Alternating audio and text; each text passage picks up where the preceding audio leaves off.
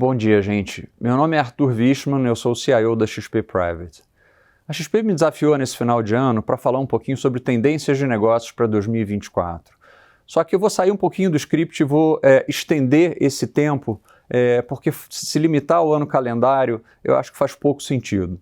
A gente vai falar aqui um pouco mais de tendências de negócios de sucesso daqui para frente, ou seja, quais são as grandes tendências que vão moldar os negócios que vão ser bem-sucedidos no futuro.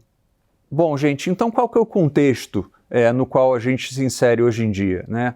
É o contexto daquilo que a gente chama de quarta revolução industrial. O que é a quarta revolução industrial, né? Se a gente olhar as três revoluções industriais anteriores, motor a vapor, eletricidade, a tecnologia da informação, né, elas mudaram profundamente a sociedade e o jeito de fazer negócio. Então o que vai acontecer agora, que a gente chama de quarta revolução industrial, que é basicamente você coletar uma quantidade gigantesca de dados e aplicar inteligência, chamada não biológica ou inteligência artificial a esses dados, esse vai ser a tendência daqui para frente. Tá? Uma coisa que eu gostaria que vocês tivessem em mente, tá? Não vai dar muito tempo para a gente se adaptar para essas mudanças. Ou seja, a característica de um negócio de sucesso é um negócio que consegue se adaptar muito rápido às mudanças. Tá? A gente consegue mostrar para vocês que novas tecnologias estão sendo adotadas a velocidades crescentes. Por exemplo, levou 75 anos para o telefone atingir 50 milhões de usuários.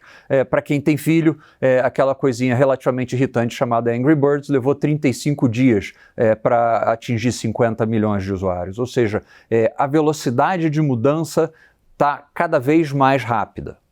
A tecnologia vai ter várias grandes consequências, mas duas são importantes para quem pensa nos negócios que vão ser bem-sucedidos no futuro. A atomização da economia, a diminuição da escala ótima de produção. Aqui eu não quero entrar no economês chato, mas significa que antigamente, para você ser competitivo, você tinha que ter uma empresa gigantesca, né? Porque escala era uma grande vantagem. Hoje em dia, você pode ter uma empresa de bens de consumo pequena e a logística está terceirizada para a Amazon ou para o Mercado Livre, o seu marketing está sendo feito por um digital influencer, por algum outro canal novo de comunicação, e você, com uma escala muito menor, consegue competir com os gigantes que são os líderes em cada setor. Tá? E além disso, você permite a entrada de novos entrantes, inclusive em outros segmentos, né? O que isso significa? Que a dinâmica competitiva, ou seja, o campo no qual a gente compete está mudando, né? Imagina o chão está se movendo debaixo do seu pé, né? Esse slide aqui, gente, isso aqui é só para lembrar, estratégia competitiva a gente lembrava do Michael Porter, né? Então você pegava as cadeias de valor do Michael Porter, que é o gráfico da esquerda, e se você era Coca-Cola, você tinha que se preocupar com a Pepsi, né? E eram cadeias de valor e competições muito bem estabelecidas e delineadas. Hoje em dia é um mundo onde, poxa, se você é a Coca-Cola, você tem que se preocupar com um entrante que está fazendo uma bebida energética de algum outro lugar, cuja logística é completamente terceirizada, cujo marketing é feito dentro de um canal digital que você nunca tinha nem ouvido falar. Ou seja, a dinâmica competitiva está mudando, o que torna para os líderes o mundo menos confortável, porque você está tendo que aprender a competir de uma forma nova. E isso nos leva à seguinte pergunta, né? Como é que a gente ajusta as nossas empresas para brigar aquilo que a gente chama de um conflito não convencional, né? Esse é um livro interessante do general Stanley McChrystal, que foi o chefe do Estado-Maior das Forças Armadas norte-americanas, né? Ele traz a seguinte ideia: poxa, o exército norte-americano foi a força militar mais poderosa da história, né? E a gente estava perdendo a guerra no Afeganistão para um pessoal meio que na idade da pedra, né? Como é que isso poderia estar acontecendo? E ele chega ao diagnóstico, hoje em dia ele é um consultor de empresas, né? Ele chega ao diagnóstico que o exército norte-americano é a estrutura piramidal por definição, né? A informação sobe do soldado para o cabo, para o tenente, etc., até chegar num general que ele toma a decisão e no final esse soldado vai executar uma ação. Isso funciona quando você está brigando contra outro exército que tem essa mesma estrutura. O que acontece quando você está brigando uma guerra de guerrilha? né? E vamos pensar isso nas nossas empresas. As nossas empresas daqui para frente, muitas delas vão brigar guerras de guerrilha. Em vez de você brigar com um competidor estabelecido, você vai brigar com uma célula individual em alguma região, com uma célula individual em algum subsetor, né? E a resposta dele para esse problema é, olha, nós temos que revisar a estrutura das nossas empresas, o processo de tomada de decisão.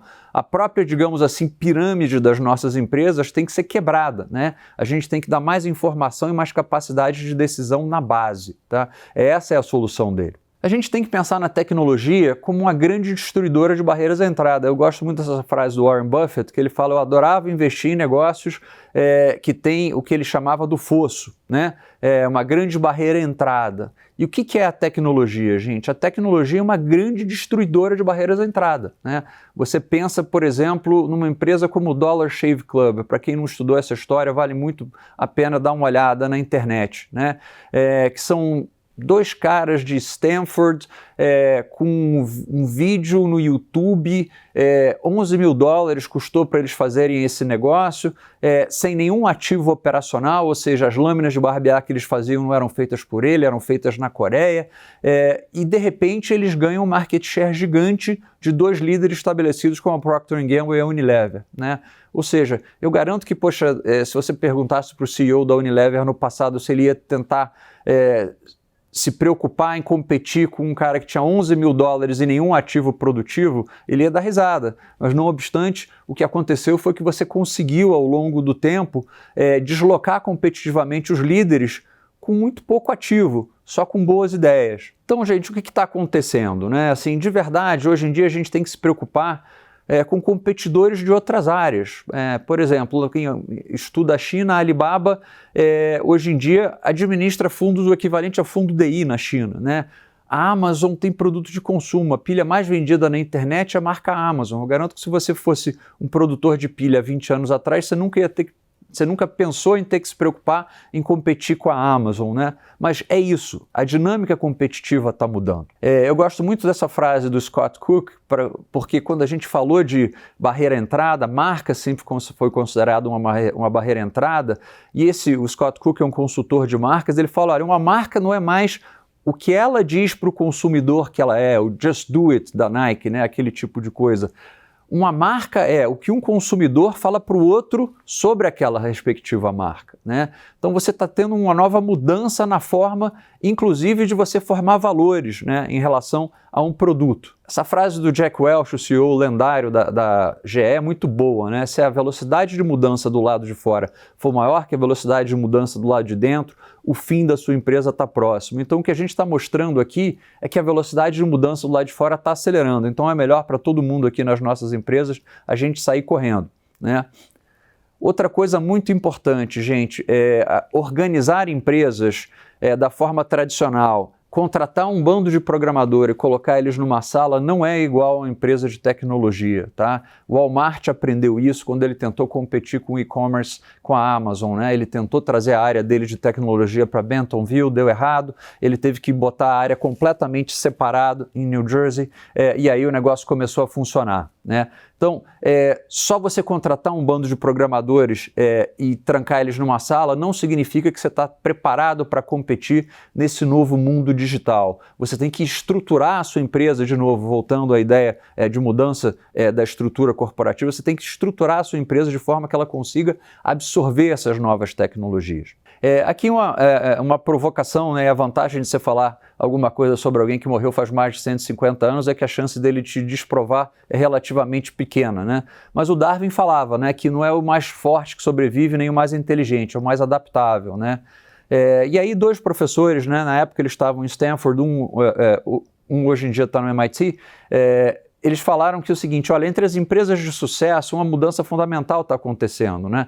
A diminuição em projeções de longo prazo e o aumento de testes, monitoramentos de curto prazo. Isso é darwinismo puro. Ou seja, a própria inovação está mudando ao longo do tempo, a forma de uma empresa inovar está mudando ao longo do tempo. Você tenta várias coisas, você não sabe exatamente o que vai dar certo, mas você tenta, você reforça com capital aquilo que dá certo e você mata aquilo que dá errado relativamente rápido. Essa é a nova fórmula de sucesso, essa é a nova forma de inovar, pelo menos para algumas empresas. Então, gente, eu falei um pouco sobre, quais as características das empresas de sucesso daqui para frente, e eu falei muito sobre tecnologia, mas eu não quero dar a entender que isso aqui é só sobre empresas de tecnologia, ou só sobre dados, ou só sobre inteligência artificial.